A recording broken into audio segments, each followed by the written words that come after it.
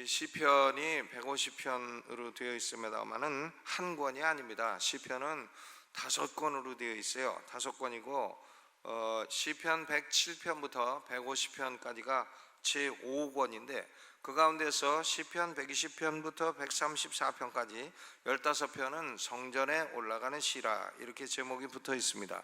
이스라엘 백성들이 1년에 3차례 6월절 그리고 오순절 장막절 때에 예루살렘으로 순리할 때에 부르는 노래가 120편부터 134편까지입니다. 근데 시편 135편부터 마지막까지는 찬송의 시라고 불리우는 부분입니다. 그러니까 135편부터 끝까지는 많이 나오는 단어들이 있어요. 할렐루야가 많이 나와요. 할렐루야, 혹은 찬송하라, 혹은 송축하라, 혹은 감사하라, 찬양하라, 이런 내용들이 많이 나오고 있습니다. 왜냐하면 시편 135편부터는 이 찬송의 시, 찬송시의 부분이기 때문에 그렇습니다. 이 시편 135편도 보면 맨 처음 시작되는 말씀이 뭐죠? 135편 맨 처음에 할렐루야, 맨 끝나는 말씀 뭡니까? 할렐루야. 그렇죠. 그러니까 시편 135편은 할렐루야로 시작해서 할렐루야로 끝나는 시라 이렇게 볼 수가 있습니다. 그러니까 왜 그런가? 이 시가 찬송시이기 때문에 그렇습니다. 그러면 시편 135편은 모양이 어떤 모양인가 하면 성경에 나오는 여러 구절들을 하나하나 모아가지고 이 종합편으로서의 찬송시를 만든 것입니다. 그러니까 미술 작품 가운데에 우리가 모자이크라는 게 있죠. 모자이크는 뭐냐면 단편적인 조각들을 다 갖다 붙여서 하나의 주제가 있는 그런 작품을 만들어내는 것입니다. 그러니까 이 시편 135편도 보면 뭐 출애굽기에도 나오고 민수기도 나오고 신명기도 나오고 다른 시편도 나오고 해서 여러 구절들을 모자이크를 해가지고 하나의 찬송시를 만든 것입니다. 그래서 어떤 분은 이 시편 135편은 찬송의 모자이크라 이렇게 부르는 분도 있습니다. 이 시편 135편은 우리 성도가 하나님을 왜 찬양해야 되나, 하나님을 찬양해야 될 5가지 이유를 모자이크해 놓은 것입니다. 여러분, 우리가 하나님을 찬양하는데 왜 하나님을 찬양해야 됩니까? 이 시편 135편은 5가지 이유를 말씀하고 있어요. 첫째로 1절부터 4절까지는 하나님이 우리에게 선택의 은혜를 주셨기 때문이다. 하나님이 우리를 구원하시기로 선택하신 은혜를 주셨기 때문에 우리는 하나님을 마땅히 찬송해야 된다 하는 것입니다. 4절을 읽어보시죠. 4절 시작. 여호와께서 자기를 위하여 야곱 곧 이스라엘을 자기의 특별한 소유로 뭐하셨도다? 택하셨음이로다. 자기의 특별한 소유로 야곱을 택하셨도다. 야곱을 이름을 바꿔주셨어요. 이스라엘이라고, 하나님의 황태자, 프린스 of God, 하나님의 황태자. 원래 야곱은 고귀한 성품을 가진 존재가 아닙니다. 야곱은 사기꾼이고 찬탈자예요. 아버지도 사기치고 또 다 외삼촌도 사기치고 아주 이 사기꾼이에요. 형님도 사기치고 사기꾼이고 찬탈자, 서플랜터. 야곱이라고 하는 이름의 의미가 남의 것을 사기쳐서 빼앗는 자라, 그런 뜻이에요. 그러니까 이 야곱은 훌륭한 사람이 아니죠. 아주 나쁜 놈이죠. 그럼에도 불구하고 성경 말라기서 1장 2절로 3절을 보면 하나님은 야곱을 사랑하시고 에서를 미워하셨다. 그렇게 기록되어 있습니다. 하나님이 나쁜 놈을 사랑하시고 안 나쁜 놈을 미워하셨나? 그건 아니죠. 야곱도 나쁜 놈이고 에서도 더 나쁜 놈이고. 그런데 하나님이 야곱은 그래도 사랑하시고 에서는 미워하셨다. 이 사랑하셨다 미워하셨다 하는 얘기는 하나님이 감정을 가지고 에서를 향해서는 눈을 흘리시다가 야곱을 향해서는 미소를 지으시다가 그런다는 얘기가 아닙니다. 여기서 하나님이 야곱을 사랑하시고 에서를 미워하셨다 하는 얘기는 하나님이 야곱은 택하시고 에서는 택하지 않으셨다, 그런 뜻이에요. 하나님이 야곱과 같은 사기꾼을 택하여 주셨다 하는 얘기입니다. 왜 하나님이 야곱을 택하셨나? 그것은 야곱에게는 택함받을 만한 어떤 조건이나 이유가 있어서 택함받은 게 아닙니다. 야곱은 사기꾼이에요. 택하면은 그런 인간은 절대로 안 택하죠. 그런데 야곱이 그렇게 사기꾼이고 찬탈자임에도 불구하고 하나님이 그를 택하셨어요. 하나님이 기쁘신 뜻을 따라 야곱을 택하셨습니다. 그것은 왜 그런가 하면 사람이 영광을 받지 말고 하나님이 영광을 받으시기 위함인 것입니다.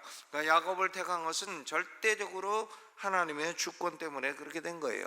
야곱이 뭐 잘나서 택함 받은 거 아니고, 똑똑해서 택함 받은 것도 아니고, 운동자 안에서 택함 받은 것도 아니고, 아마도 요리도 잘하고 운동도 잘하는 건 에서 쪽이 나을 겁니다.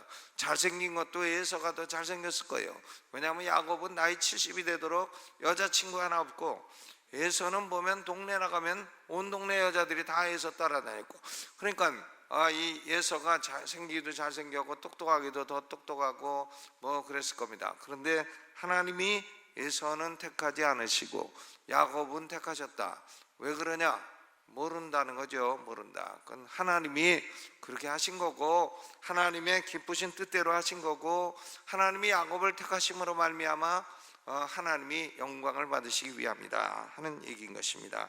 여러분, 신약에도 우리가 예수 믿고 구원받게 된 것은 하나님의 택하신 은혜의 결과다 하는 말씀을 수없이 많이 기록하고 있어요. 우리가 뭐 똑똑하고 잘나고 뭐 지혜롭고 해서 예수 믿게 된 게 아니다는 말이에요. 우리도 꼭 야곱 같은 사람인데 하나님이 우리를 택하여 주셨다. 택하신 은혜를 우리에게 주셨다는 겁니다.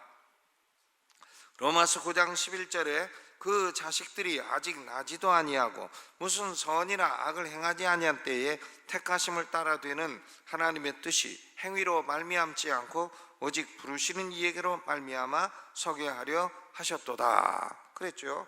그러니까 이 야곱과 에서가 뭐 선이나 악을 행하기도 전에 하나님이 벌써 야곱은 택하시고 에서는 택하지 아니하셨다는 겁니다. 그것은 그 하나님, 부르시는 하나님이 영광을 받으시기 위함이라 그랬어요. 베드로전서 2장 9절에도 오직 너희는 택하신 족속이요 왕같은 제사장들이요 거룩한 나라요 그의 소유된 백성이라 그랬습니다. 여러분, 우리가 왜 하나님을 찬송해야 됩니까? 우리 같은 사람을 택하여 예수 믿고 구원받게 해주셨으니 하나님은 마땅히 찬송을 받으실 하나님이신 줄로 믿습니다. 두 번째로, 하나님은 왜 찬양을 받으셔야 되나? 5절로 12절 5절로 12절까지는 하나님이 주권자이기 때문에 그렇습니다. 모든 피조물을 향해서 하나님의 뜻대로 모든 것을 행하실 수 있는 주권을 가지고 계시기 때문에 하나님을 찬양해야 된다 하는 말씀이죠. 주권, 사버린티. 6절을 읽어봅니다. 6절 시작. 여호와께서 무릇 기뻐하시는 일을 천지와 바다와 모든 깊은 데서 다 행하셨도다. 하나님은 그 기뻐하시는 뜻을 천지와 바다와 모든 깊은 데서 다 행하셨도다. 그러니까 하나님의 주권이라는 게 뭔가? 하나님은 그 만드신 피조물을 향해서 당신의 뜻을 100% 다 행하실 수 있다, 이런 의미예요. 그게 하나님의 주권이죠. 6절에 보니까 천지와 바다와 모든 깊은 데서 하나님이 기뻐하시는 일을 다 행하셨도다. 여러분, 인간은 누구라도 자기 뜻이나 자기 마음대로 다 행할 수 없습니다. 저는 이제 인생을 60여 년 넘게 살면서 깨달은 게 있어요. 뭐냐? 내 뜻대로 다 안 된다, 이걸 깨달았어요. 인생에 다 내 뜻대로 되는 것만은 아니다. 여러분은 다 내 뜻대로 되십니까? 예, 안 되죠. 내 뜻대로 안 되는 게 굉장히 많아요. 굉장히 많죠. 내 뜻대로 안 되는 게 많습니다. 그런데 사람은 자기 뜻대로나 자기 마음대로 행할 능력도 없고 권리도 없어요. 권리도 없는데 자기 뜻대로 모든 걸 행하려고 하는 사람이 있다면 그는 하나님의 자리에 앉으려고 하는 사람밖에는 없을 것입니다. 그렇게 될 수가 없어요. 왜? 인간이 주권자가 아니기 때문에 그렇습니다. 주권자는 누군가? 하나님이십니다. 하나님만이 주권자예요. 그렇죠? 하나님은 모든 것을 당신의 기뻐하시는 뜻대로 행하실 수 있는 주권자이시다. 그러니까 6절로 7절은 하나님이 창조의 주권자이시다. 창조 피조물의 주권자이시다. 안개든 번개든 바람이든 천지와 바다에 있는 모든 것은 하나님이 다 지으셨고 하나님의 마음대로 운행하시는 겁니다. 안개, 안개도요 보면 어떤 데 낄 때도 있고 안 낄 때도 있고, 누구 마음대로 하는 건가? 하나님 마음대로예요. 경부고속도로를 가다 보면 안개가 많은 데가 있어. 밤안개, 밤안개가 막 자욱할 때가 있어요. 어딘가 하면 충청북도, 왜? 거기는 그 호수가 많아가지고 호수에서 뭔가 올라와가지고는 밤만 되면 안개가 자욱해가지고는 밤 11시 12시 이렇게 운행하면 거기 뭐 안개가 깊어요. 밤안개. 그러면 이제 노래도 생각나지. 밤안개가, 그런 노래도 생각이 납니다. 그 다음은 잊어버렸네. 여러분, 그러니까 하나님은 안개든 바람이든 번개든 천지와 바다에 있는 모든 것을 다 하나님 뜻대로 행하십니다. 그러니까 6절 7절 읽어보죠. 다시 시작. 여호와께서 무릇 기뻐하시는 일을 천지와 바다와 모든 깊은 데서 다 행하셨도다. 안개를 땅끝에서 일으키시며 비를 위하여 번개를 만드시며 바람을 그 곳간에서 내시는도다 그랬어요. 그러니까 하나님이 모든 피조물의 주권자이시다. 그렇죠? 피조물은 다 하나님 마음대로 하시는 거예요. 하나님이 원하시는 대로 다 하실 수 있어요. 태풍을 일으킬 수도 있고 쓰나미를 일으킬 수도 있고 바람을 일으킬 수도 있고 허리케인을 일으킬 수도 있고 안개도 일으킬 수가 있고 비를 내리실 수도 있는 것입니다. 그 다음 8절로 9절은 하나님은 구원의 주권자이시다. 구원의 주권자이시다. 구원의 주권자이시다. 8절 9절 읽어봅니다. 저가 애굽의 처음 난 자를 사람부터 짐승까지 치셨도다.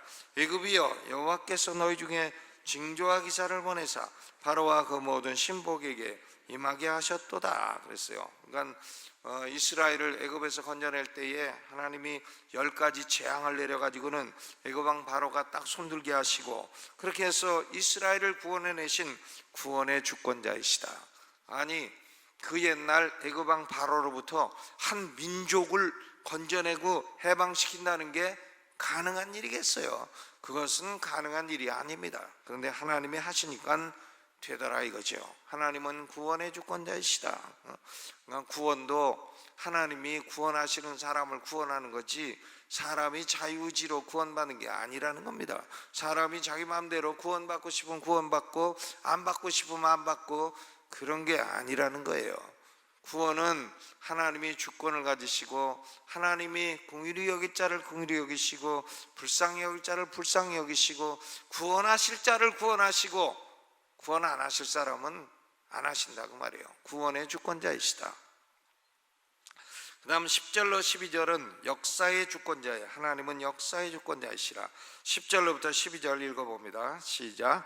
저가 많은 나라를 치시고 강한 왕들을 죽이셨나니 곧 아모리인의 왕 시온과 바산왕 옥과 가나안의 모든 국왕이로다. 저희의 땅을 기업으로 주시되 자기 백성 이스라엘에게 기업으로 주셨도다 그랬어요. 이 헤스본을 그 도성으로 했던 아모리 왕 시온, 헤스본 왕 시온, 그리고 바산 왕 옥, 이 사람들은 죄악이 너무 관영해지니까 하나님이 400년을 참으시다가 죄악이 관영해지니까 때가 돼서 이스라엘 백성을 들어 그 나라를 심판하시고 아모리 족속의 땅 요단강 동편 이것을 뺏어서 이스라엘 백성에게 하나님이 주셨다 그런 얘기죠. 역사 속에 일어나는 갖가지 사건들이 우연히 일어난 일이 없다는 겁니다. 하나님의 주권 아래 일어나고 있다. 역사에 일어나는 모든 일은 내 마음에 드는 일이든 내 마음에 안 드는 일이든 그것은 하나님의 주권 아래 일어나고 있다 하는 얘기인 것입니다. 하나님의 주권, 우리나라도 하나님의 손 안에 있는 거예요. 저 북한도 하나님의 손 안에 있는 거고요. 중국도 하나님의 손 안에 있고 미국도 하나님의 손 안에 있는 것입니다. 모든 것은 우연히 일어난 일은 아무것도 없어요. 모두 하나님이 역사 가운데 주권을 가지시고 운행을 하신다. 역사의 주권자이시다. 창조의 주권자이시고 구원의 주권자이시고 역사의 주권자이시고 하나님이 모든 것을 하나님의 기뻐하시는 뜻대로 운행하시기 때문에 하나님이 주권자이신 것입니다. 여러분, 하나님은 우리에게 택하신 은혜를 주셨고 하나님은 주권자이시기 때문에 하나님이 찬양을 받으시기에 합당합니다. 세 번째로 13절 14절 읽어봅니다. 시작. 여호와여 주의 이름이 영원하시나이다. 여호와여 주의 기념이 대대에 이르리이다. 여호와께서 자기 백성을 판단하시며 그 종들을 긍휼히 여기시리로다. 이 말씀은요, 하나님은 자기 백성을 옹호해 주신다는 말이에요. 옹호해 주신다. 여기에 여호와께서 자기 백성을 판단하신다. 그리고 그 종들을 긍휼히 여기신다. 이 말씀은 판단하신다는 말이 뭐 자기 백성을 재판한다는 뜻이 아니고 영어로는 vindicate, 옹호해 주신다, 변호해 주신다. 그리고 support, 후원해 주신다. 또 care, 돌보아 주신다. 그런 뜻이에요. 하나님은 자기 백성을 돌보아 주십니다. 하나님의 백성을 옹호해 주십니다.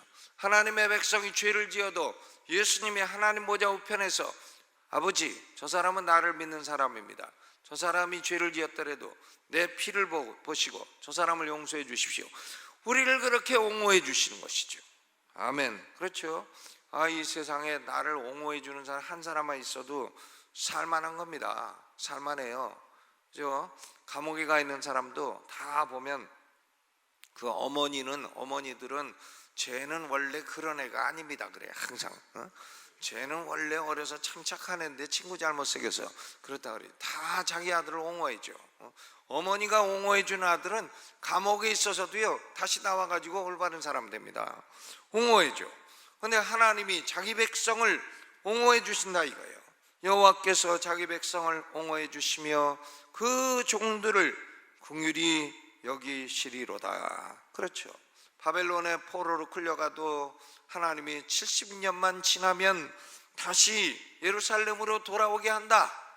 70년 지나면 다시 너희는 돌아오게 한다 말씀하시고 그대로 하셨어요.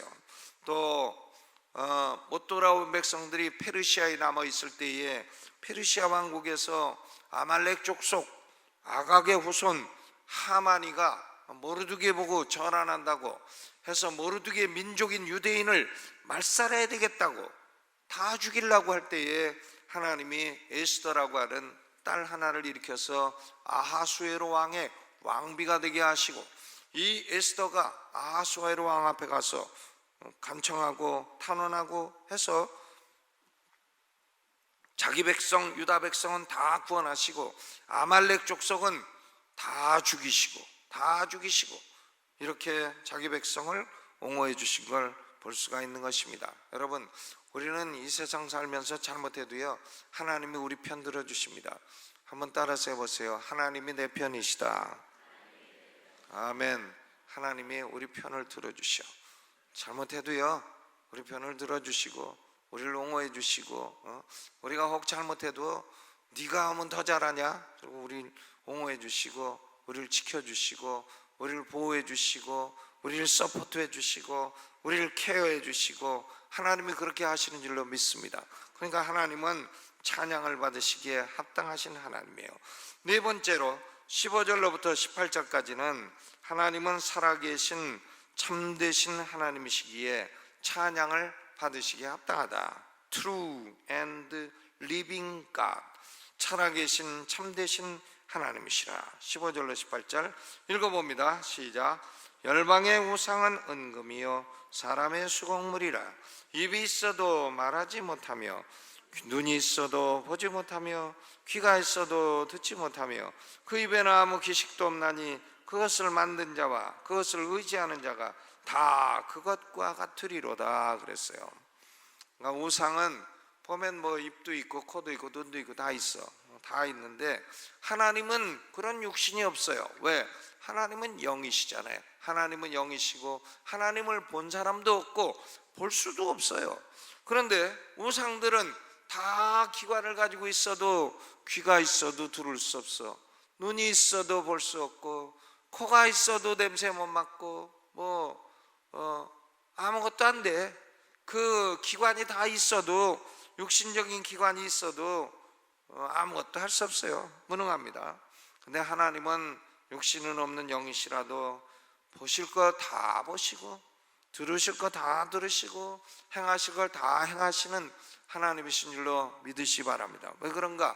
하나님은 살아계신 하나님이시기 때문에 그렇습니다. 18절이 아주 중요한 말씀이죠. 18절 읽어봅니다. 시작. 그것을 만든 자와 그것을 의지하는 자가 다 그것과 같으리로다. 이건 무슨 말인가 하면, 사람은 누구를 예비하며 사느냐 하는 데 따라서 그 사람의 인생이 결정된다는 거예요. 하나님을 예배하는 사람은 하나님같이 되고, 우상을 경배하는 사람은 우상같이 된다. 하나님을 예배하는 사람은 하나님을 닮아가고, 우상을 경배하는 자는 우상이 생명이 없는 것처럼 생명과 분리되어 영원히 멸망하게 된다.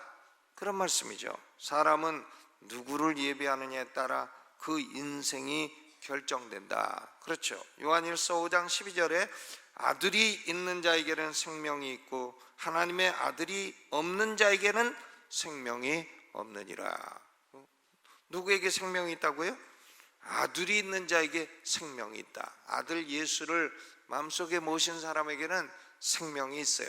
예수 그리스도를 모시고 하나님을 경배하는 사람은 생명이 있는 사람이 되는 거고, 우상 숭배하는 사람은 생명이 없는 존재가 되는 것입니다. 이 생명은 영생을 의미해요. 영생.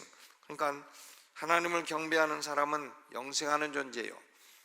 우상을 숭배하는 자는 영벌을 받을 존재라 하는 것을 말씀을 하는 것입니다. 그러니까 사람이 누구를 예배하며 사느냐, 이게 결정적으로 중요한 것입니다. 우리는 여호와 하나님, 살아계신 참된 하나님, 여호와 하나님을 평생에 경배하며 살아가시기를 주의 이름으로 축원합니다. 다섯 번째로, 하나님이 왜 찬양을 받으셔야 되나? 19절로부터 마지막 21절까지는 하나님은 성도들과 함께 하시기 때문에, 하나님의 임재 때문에 찬송을 받으셔야 된다. 19절로 21절 읽어봅니다. 시작. 이스라엘 족속아 여호와를 송축하라. 아론의 족속아 여호와를 송축하라.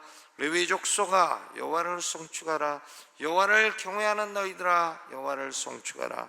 예루살렘에 거하신 여호와는 시온에서 찬송을 받으실지어다. 그랬어요. 그러니까 이스라엘 족속, 아론 족속, 레위 족속, 제사장, 레위인, 일반 백성 모두 다 여호와를 송축하라. 4번이나 반복하고 있습니다. 여호와를 송축하라, 송축하라. 왜냐하면 21절, 예루살렘에 거하신 여호와는 시온에서 찬송을 받으실지로다. 시온이라는 건 예루살렘이고 성전이 있는 곳이고, 그곳에 지성소가 있고 그곳에 하나님이 계신 곳입니다. 하나님의 임재가 있는 곳이 시온이에요. 예루살렘입니다. 그러니까 하나님이 멀리 계시지 아니하고 우리와 함께 계시기 때문에 우리의 찬송을 받으시기에 합당하다 하는 말씀이죠. 예전에 그런 사건이 있었죠. 여기 천안함 사건 때 그 군인 한 사람이 죽었어요. 중상가 하상가 죽었는데, 그 엄마가 그 사람을 어려서 버렸어. 엄마가 버렸는데 이제 그 천안함에서 죽어가지고 국가에서 보상금이 몇 억이 나왔다네. 그러니까 그 엄마가 20몇 년 만에 나타난 거야. 엄마라고. 그런 여자를 뭐라고 불러야 되나요? 뭐라고 불러야 되냐? 국민 무슨 년인데 내가 그 한 글자는 얘기 안 해. 참 그거 아니, 어려서 자식 나가지고 버린 게 군인이 돼가지고 전사해가지고는, 그래서 국가에서 보상금 나오니까 그때 나타나가지고 내가 엄마니까 내가 받아야 된다. 이게 국민 X년이야. X자는 제가 얘기 안 하랍니다. 그렇죠. 야, 그런 엄마가 다 있어. 그런 엄마가 이 설교 들으면 다 고소하게 생겼는데 내가 X라 그랬기 때문에, 야, 그 자식을 놔도요 그렇게 버리고 가면 찬양받을 수 없어요. 욕만 먹습니다. 나중에 그 보상금 받을 때 나타나면 정말 욕을 먹어도 보통 온 국민으로부터 욕 먹어요. 온 국민으로부터. 그분은 돈 1억 원 받았는지 몰라도 온 국민으로부터 욕 먹은 아주 국민 뭐가 된 것이죠. 근데 우리 하나님은요, 하나님은 우리가 멀리 떠나 계시질 않아. 우리와 함께 계시죠. 예수 그리스도의 이름이 뭡니까? 임마누엘, 우리와 함께 계신 하나님, God with us, 우리와 함께 계신 하나님.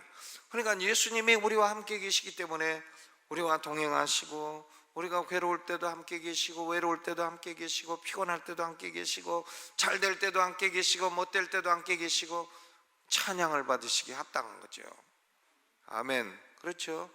제가 보니까 자식들도 그래. 자식들도 부모한테 딱 붙어가지고 잘하는 자식은 참 칭찬을 받고 나중에 유산을 받기에 합당해. 근데 자식이라도 뭐 멀리 떨어져가지고 그냥 10년 만에 한 번씩 보는 자식은 유산 주기도 싫죠.